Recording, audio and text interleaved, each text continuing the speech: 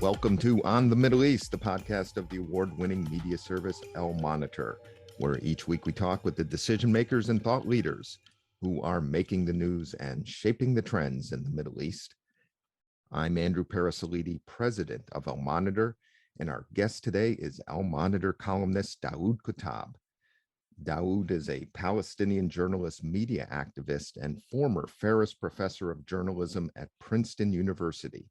He is also Director General of the Community Media Network, a not-for-profit organization dedicated to advancing independent media in the Arab region. Daoud and I will be talking about the regional fallout of the clashes at the Al-Aqsa Mosque, whether there is a role for the United States in Israeli Arab-Palestinian diplomacy, and what's next with Palestinian politics. My conversation with Daoud Kuttab begins now.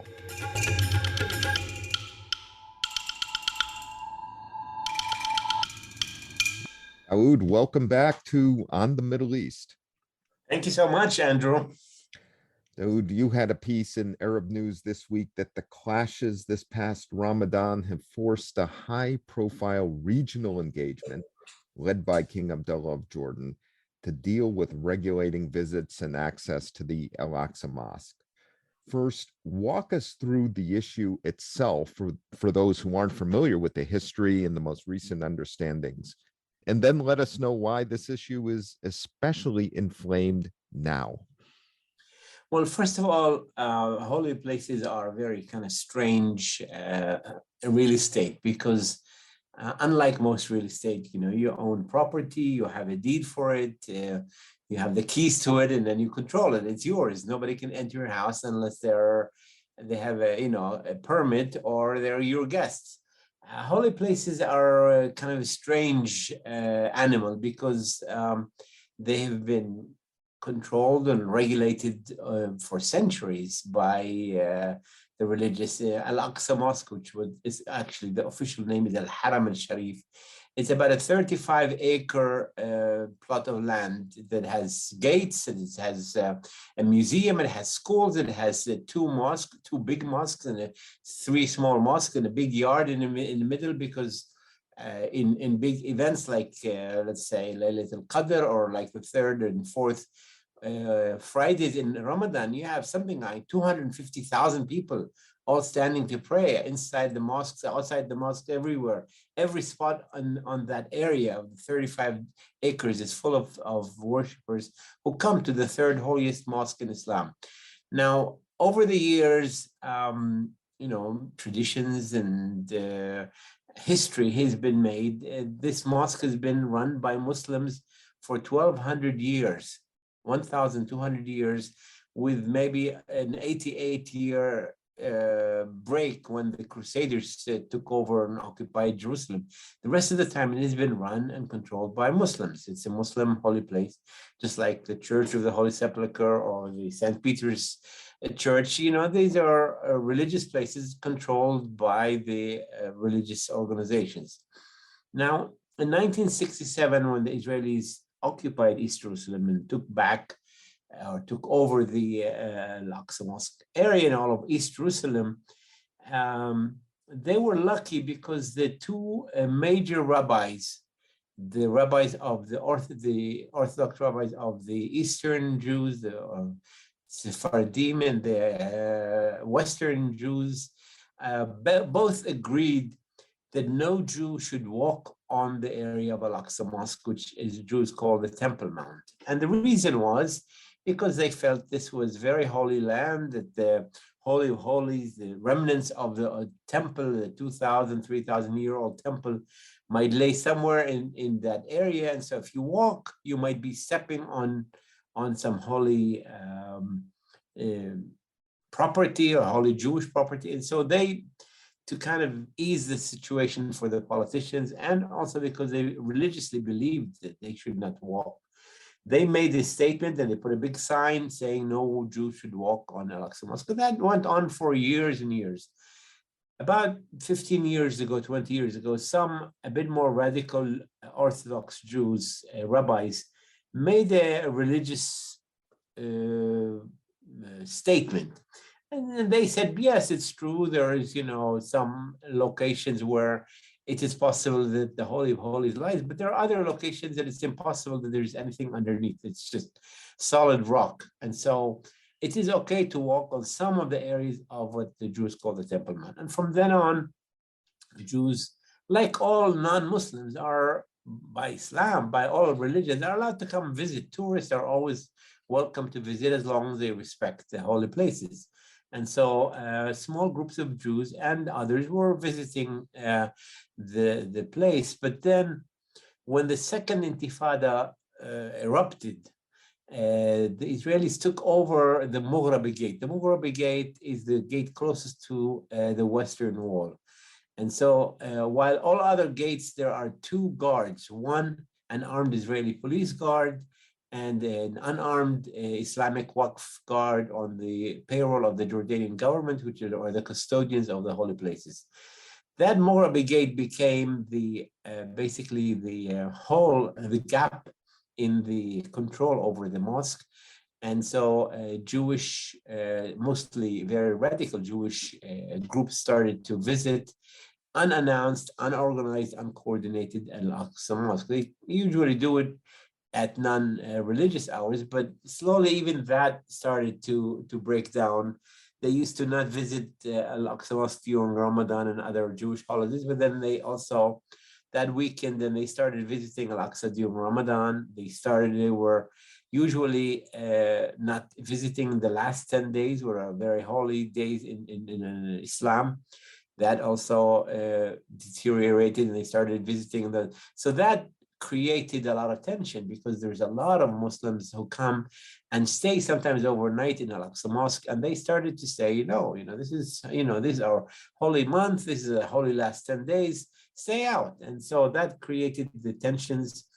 In 2014, John Kerry, then Secretary of State, said to Netanyahu, let's go and visit King Abdullah to organize this issue, and they did, and they reached an agreement that was very simple.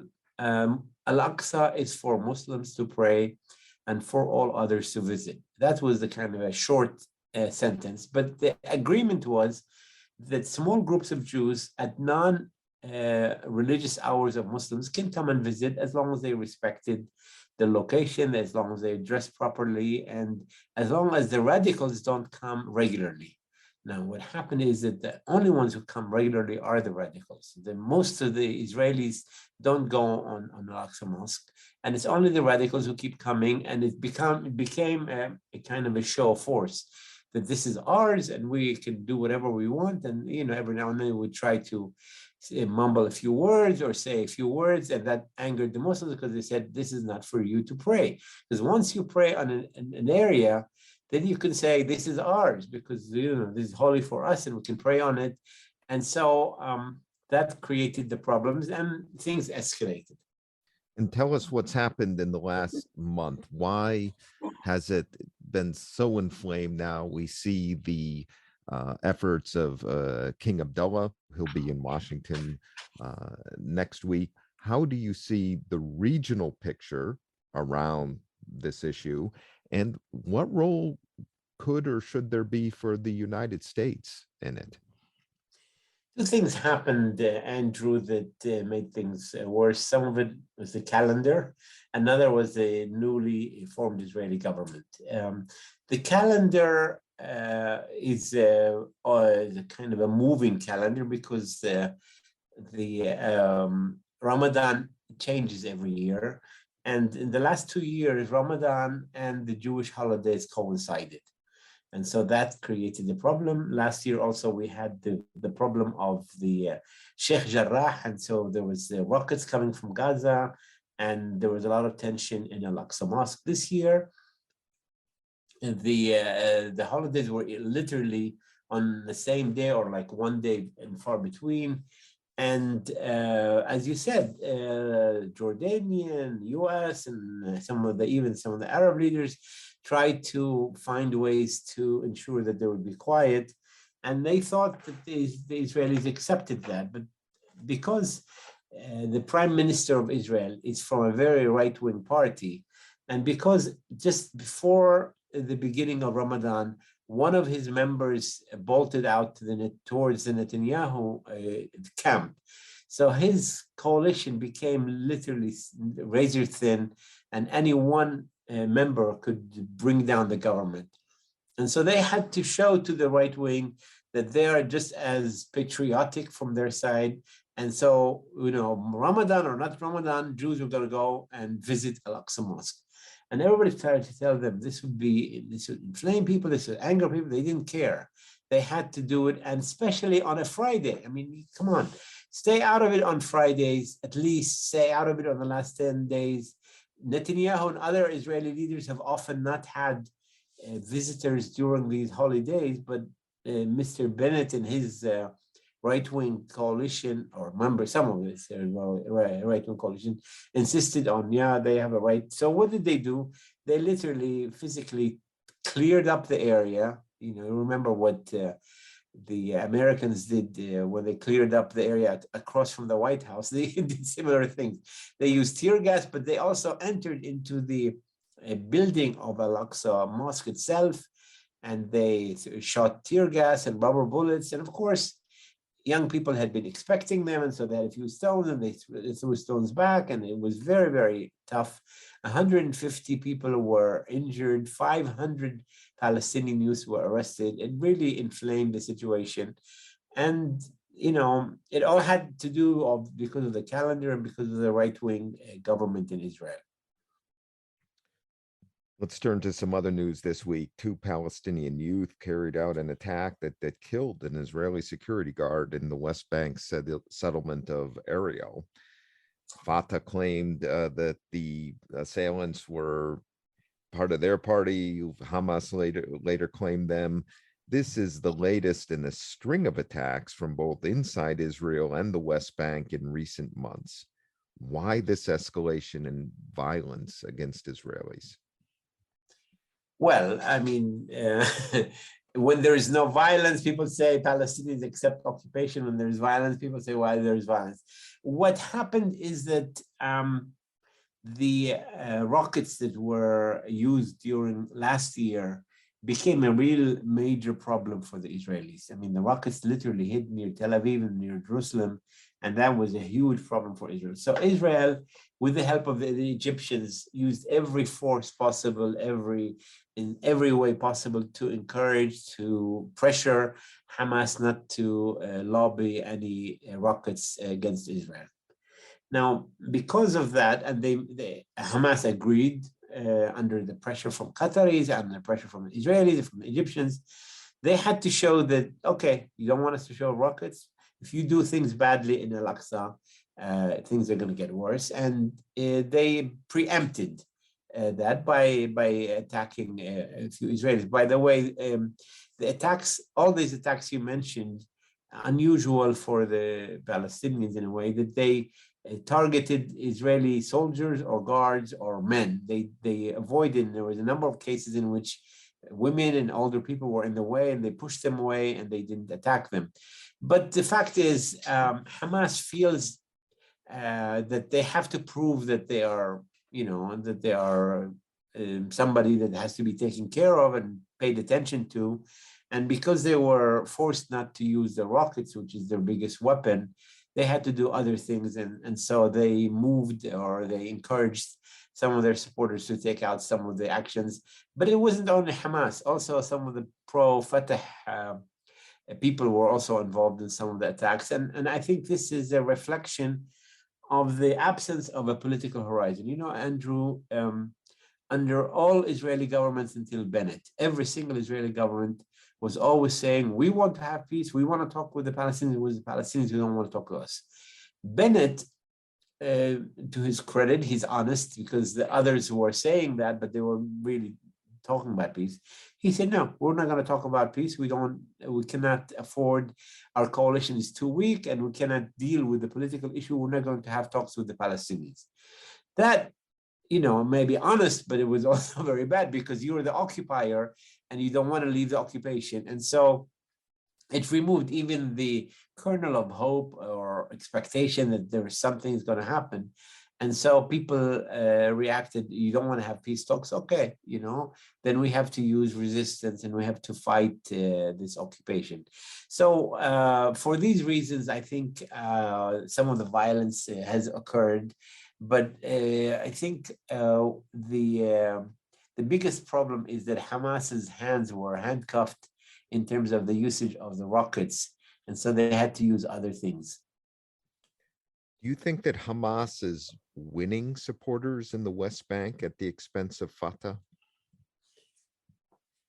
Yes and no. I think they are winning support because, not necessarily because of the weakness of Fatah as a movement, because Fatah is trying to do a few things, but because the continuation of Mahmoud Abbas in office and his security coordination with the Israelis, even though in a way Hamas is also doing similar things by refraining from using the rockets. It's the same pressure that Abbas is under not to do anything and to coordinate with the Israelis.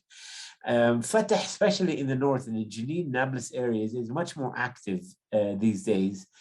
And the security coordination of Abbas is not interfering with them and is not giving away their secrets. And so there is certainly support for Hamas, but I wouldn't say it's that big because Fatah is also realizing they have to do something. And so they're also active.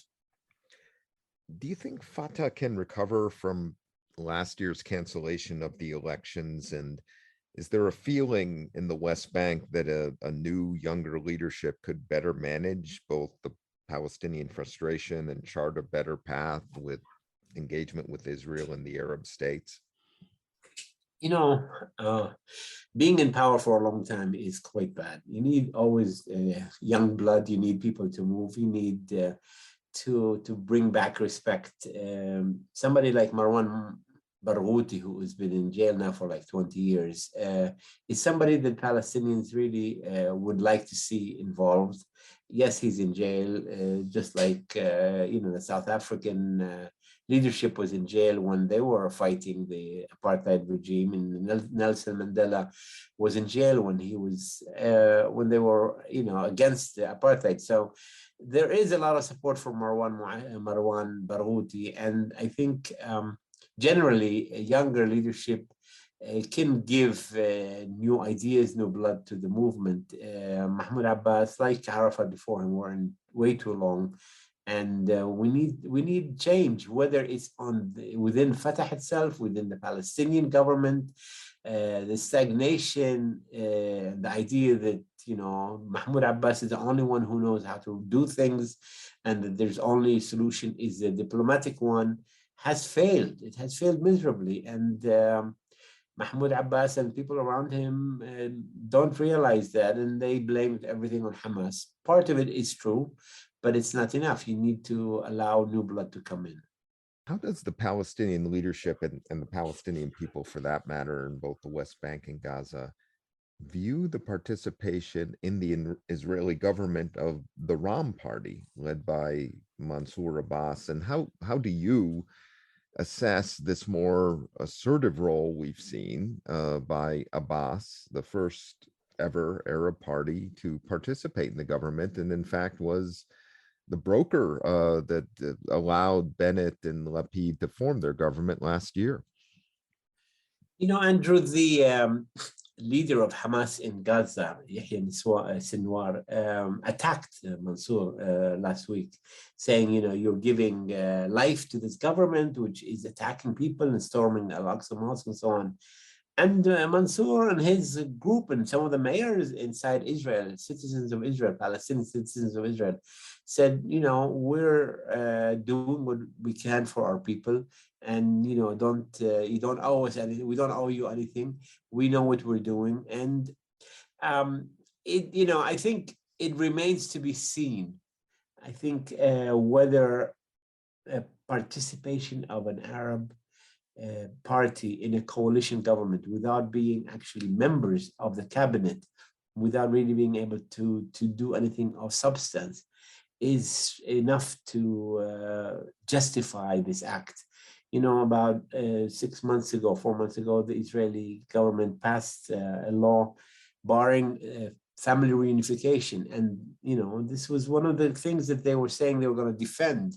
And they could not defend that, yet they didn't bolt out of the government and bring it down. Now, of course, everybody's saying if you bring down the Bennett government, you get Netanyahu back, and the large budgets that were finally given to the Palestinian citizens of Israel would be slashed again. So, it's hard to answer in a simple way. It's not black and white. But on the Palestinian issue and on the Al-Aqsa issue, I don't think that Mansour Abbas has been able to really make a difference. Now, they entered the government with a clear understanding that there will not be any major decisions made on the Palestinian-Israeli government, Palestinian-Israeli coalition negotiations. But this is the head of an Islamic movement. Okay, it is a moderate Islamic movement, and what happened was the attack on the Islamic temple or mosque. So the idea that you can cover that up by saying, we have more money now for the Arabs in Israel, or we have our own reasons, doesn't really fly. And I think people are not satisfied that joining the government really has brought enough results to justify it. Daoud, I'd like you to tell us about Al-Monitor's new Palestine newsletter. You are the author and lead on this newsletter. It includes coverage from our reporters in the West Bank and in Gaza, as well as other news. Tell us about this new development. I love the Palestine newsletter because it's, we know that there's things happening every day in Palestine, but not everyone has the time and the ability to follow every single day news. And so by doing a weekly newsletter, I'm able to summarize, to pontificate, to analyze, to take a better macro look at what is happening rather than just follow the latest shootings or the latest killings or the latest actions. So I think if you're interested in analysis, if you're interested in the larger picture, if you want to understand a bit deeper what is happening in Palestine without having to follow everyday's news, I highly recommend you to read the Palestine newsletter. I try my best to give you quite a wide selection of information, but also try to give you analysis behind it. What's behind the news? How can you understand what is happening on a day-to-day in the larger picture? So please subscribe. Just go on to the newsletter page on Al-Monitor and subscribe to the Palestine newsletter. I really agree with you, Daoud. I appreciate your analysis and your take on events, and I think it provides a fantastic service. And I'm proud of all of our reporters in the West Bank and Gaza. I mean, many of them operate and do their work under difficult conditions. There's a lot of bravery and a lot of just fantastic reporting, not just on the politics, but in terms of the life and culture of people living there. Thank you so much, Andrew.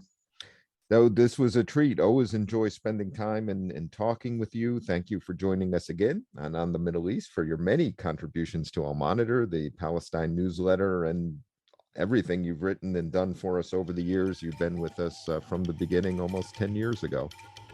I'm very proud of that. We will return after this break.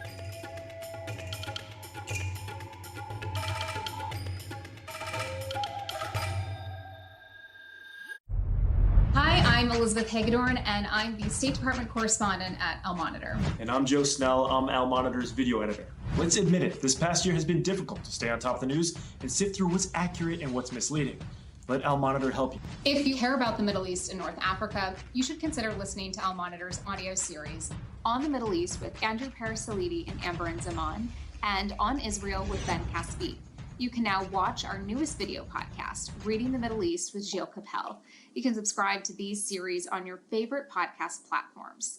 And through a host of free daily and weekly newsletters, we offer a range of perspectives with the highest journalistic standards. You can subscribe to these newsletters at almonitor.com. As an award-winning media service headquartered in Washington, D.C., Al-Monitor has a network of over 160 contributors around the world. So if you haven't done so already, be sure to visit almonitor.com, where you can find all of these newsletters and podcasts along with first-class reporting and analysis. Thanks to our guest Daoud Kuttab and our production team of Beowulf Rockland and Rosabelle Hine of Two Squared Media Productions. We will be back next week, and if you haven't done so, please sign up for all 3 of our Al-Monitor podcasts at your favorite podcast platform. Reading the Middle East with Gilles Capel. Gilles' guest this month is Nobel Prize-winning novelist Orhan Pamuk. On Israel with Ben Caspin, and this week Ben speaks with Israeli Defense Minister Benny Gantz. And of course, this podcast on the Middle East, where I will be here again next week with another decision maker or thought leader in the region. Thank you all for listening, and please keep up with all of the news and trends in the Middle East at almonitor.com.